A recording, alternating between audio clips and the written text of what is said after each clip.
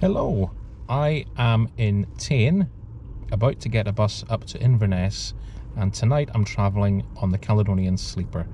I'm going to be trying out the seated sleeper.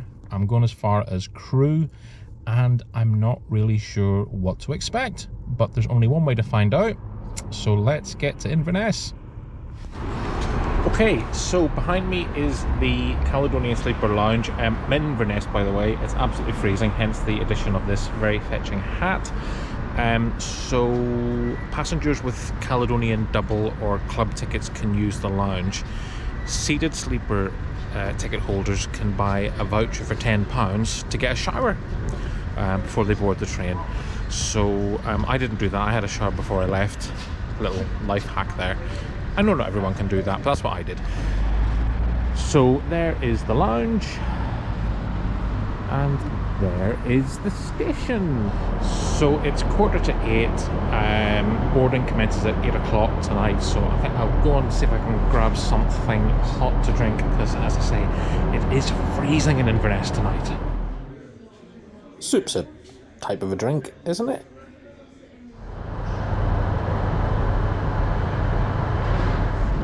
So first impressions so far so good. The hat's gone. Don't worry about that.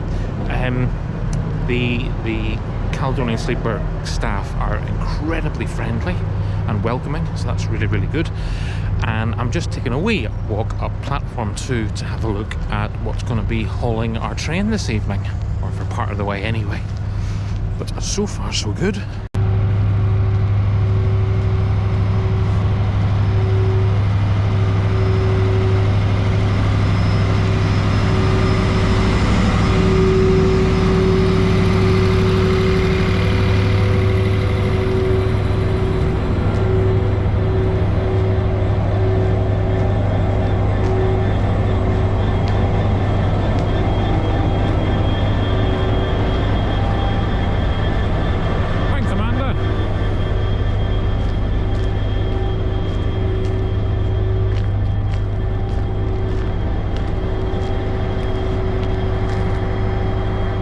The thing about the Caledonian Sleeper, or the Caledonian Sleepette, is the logo has the two antlers with 3 points on one side and 2 on the other.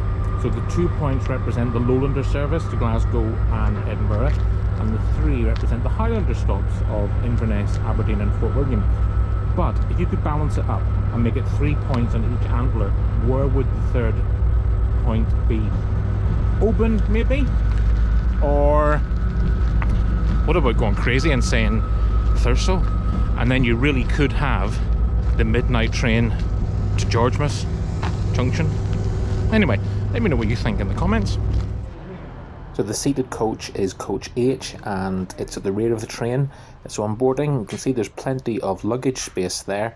I am in seat 5C, so that's a window seat. And it's laid out in a 2-1 formation, so that's all excellent, and I think this looks really good.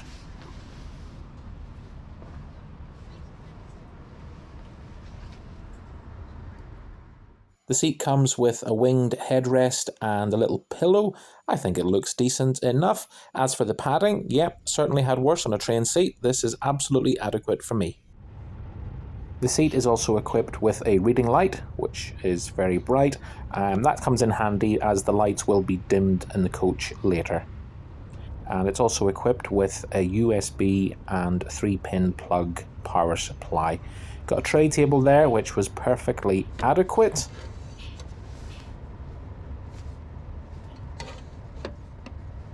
And the legroom is very good in my opinion. I'm not a fan of footrests. I don't know why, I just find them a bit impractical.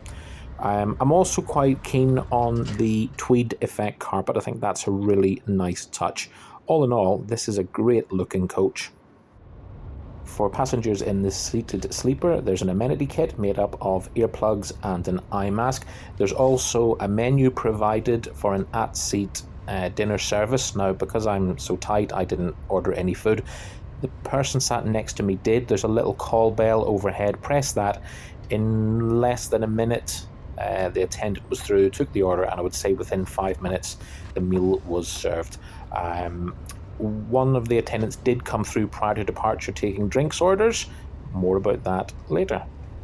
I felt the pricing on the menu was a little bit on the steep side. £14 for haggis, neeps and tatties, £5 for a 330ml can of beer.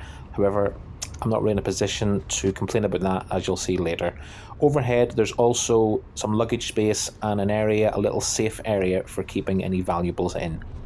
We depart on time at 20:45, and yes, more about that little drink. I treated myself to a 12-year-old Bunnahabhain. It was very tasty. It was £12, so that's £1 for every year that it spent maturing.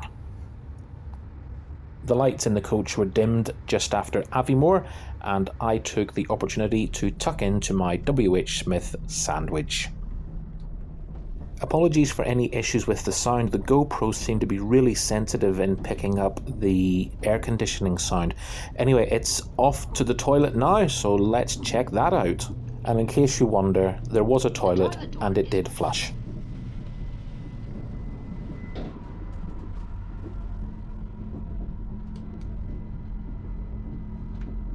The toilet door is closing.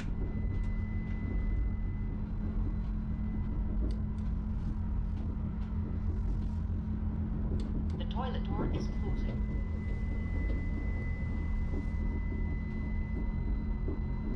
Please lock the door. The toilet door is locked. What a performance that was. Right, I'm just going to brush my teeth. But let's have a little look around first. We've got some empty back there. Soap. Water.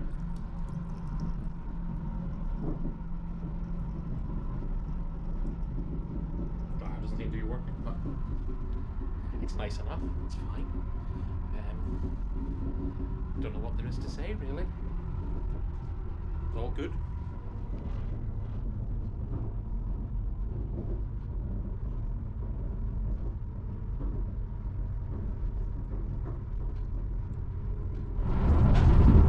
So it's just coming up to 11 o'clock, so we've been on board for 2 hours, and so far so good. The seat is holding up pretty well. We'll see what it's like at 3 o'clock in the morning, but all in all, very impressed. And obviously, of course, there's not a lot to see outside because it's pitch black. This is the middle of winter, so there might not be too much more to see. I'm going to try and get a bit of sleep and hopefully wake up in time for Crewe. But anyway, stay tuned.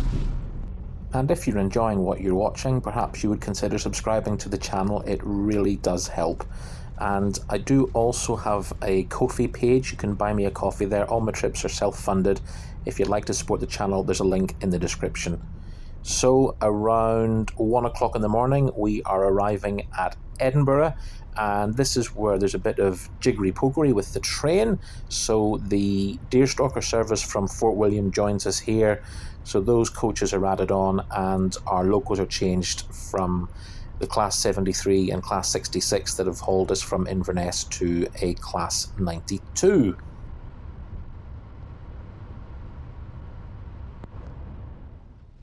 I did get some sleep between Perth and Edinburgh, but I am tired. I'm getting old. So our train is good to go, and we depart Waverley at 1:40 in the morning. We're going to head down to Carstairs and then travel along the West Coast main line. We had what I think was an unscheduled stop at Lockerbie. We were here for quite a while. Evidently there was a broken down freight train, and that seemed to delay us around Lockerbie. As I say, I don't think it's a scheduled stop, so I'm presuming that was the issue. We were there for a good half an hour, 45 minutes I would say, but then we're plunged back into the darkness, and the next thing I remember is waking up as we arrive at Preston. So a word on the Wi-Fi. Leaving Inverness, the Wi-Fi was hopeless. It just would not connect. Now, Caledonian Sleeper say on their website that because of the geography of the train line in the Highlands, it's possible that the Wi-Fi will not connect. It won't be very good, so that's fair enough. But further south, I've got to say, the Wi-Fi worked an absolute treat. It was really, really impressive. So I spent a little time just coming to, before we arrived at Crewe, watching one of my favourite YouTubers, Let's Make a Trip, on his visit to the Isle of Man, Onboard MV Manxman. And as you can see, it's streaming there, no trouble at all. So here is Crewe, one of the great railway stations in the UK, and I have survived the night on the seated sleeper, on the Caledonian Sleeper from Inverness. We arrive at 6:05 in the morning, so that's running 40 minutes behind schedule.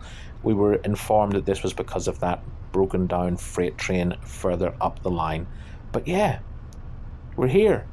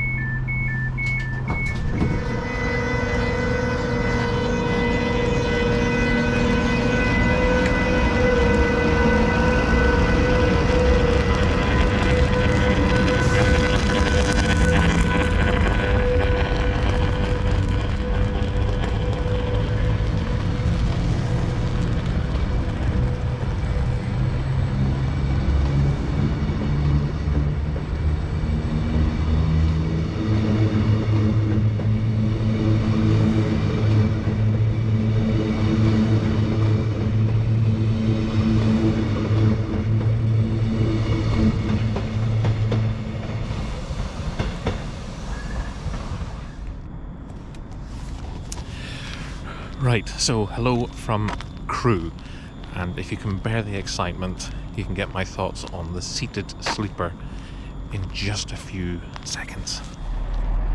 Okay, so the seated sleeper. Firstly, no onboard announcements, which was blissful. I've arrived at Crewe and it's just been incessant chat over the public address system, but there we go. Also, I only woke myself up once snoring, which means A, I was sleeping, B, hopefully I didn't embarrass myself in front of my fellow passengers. Now, as for the experience, I'll be honest, I wanted to hate the seated sleeper, I really did. But the Caledonian Sleeper crew from the get-go were so welcoming and friendly, that just set things off nicely. The coach was really cosy and toasty. That was great as well, because it was freezing in Inverness and it was really, really nice. And just the whole experience, you know, trains rattle and make noise, and that's, you just have to deal with that. The seat was okay. I mean, I've had worse, I've had better. Platform alteration. The 0632 Avanti West Coast service to London Euston will now depart platform 6. So the thing is, I did get some sleep. Trains are noisy and rattle about, and I suppose you just got to accept that. I'm not a fan of earplugs. I had a bad experience with earplugs, which maybe I'll tell you about one day. But all in all, would I use the seated sleeper again? Yes, I think it's good value for money. Maybe one day I'll get to try the actual proper bedroom accommodation on board, who knows. What I do know is someone who I travel with a lot, she would not like the seated sleeper one bit, but that's just life. 6 for the 0629 Transport for Wales service to Manchester Piccadilly, calling at Wilmslow, Stockport and Manchester Piccadilly. This train is formed of 2 coaches. Just two coaches.